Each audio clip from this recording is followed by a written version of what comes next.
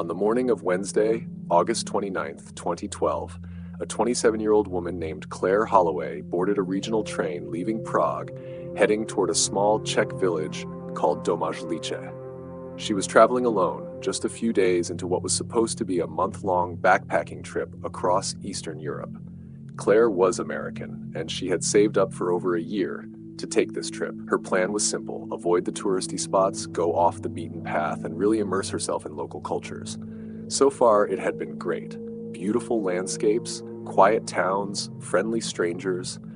But the next leg of her trip was different. She wasn't visiting Domažlice for the scenery. She was going because of a story she had found online, buried in an old travel forum. It was just a short post, something about a now abandoned village hospital on the outskirts of Domažlice. The post didn't go into detail, but it said that in the 80s, something happened there. People stopped talking about it. The building had been closed ever since. Claire wasn't a thrill seeker, really, but something about that post stuck with her. She changed her itinerary and made the trip. She arrived in Domažlice just after noon and checked into a small inn. The old woman at the front desk barely spoke English, but when Claire showed her a picture of the hospital she'd found online, the woman's expression changed immediately. She didn't speak. She just shook her head slowly and made a no motion with her hand. Claire smiled politely, thanked her, and went upstairs. That evening, around 6:30 p.m., she set out toward the woods where the hospital was supposed to be. It was about a 30-minute walk from the edge of town. The sun was starting to go down, but she figured she could be back before it got fully dark.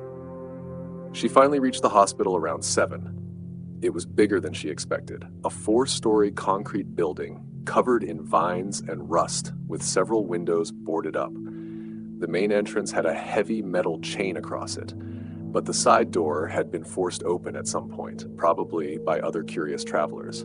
So Claire just moved her head around, to get sort of an overview of the place before she finally stepped inside. The air was stale and cold. The first floor was mostly empty, just long hallways and echoing footsteps. Graffiti on the walls, broken furniture. At one point, she thought she heard movement upstairs, but it was faint. Could have been a bird flying around or maybe just the building settling. She wandered through the rooms, taking pictures.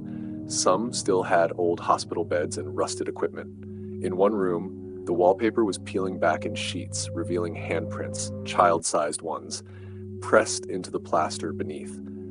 At that point, Claire started feeling kind of weird. Not scared necessarily, just a bit unsettled. So she looked at her phone and saw she had no signal, and it was already 7:36 p.m., so she decided to head out.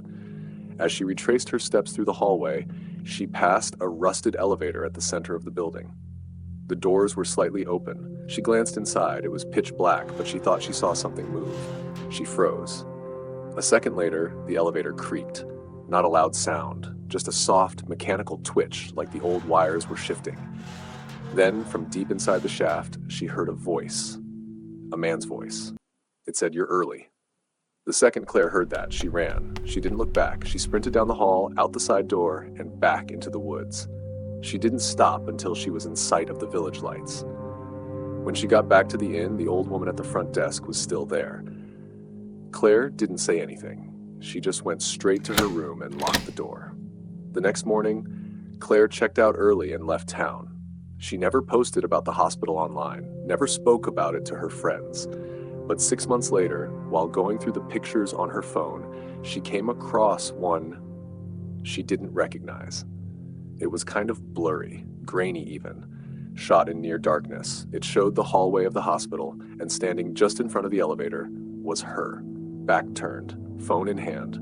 But Claire swears she never took that picture, and she was alone. Or was she?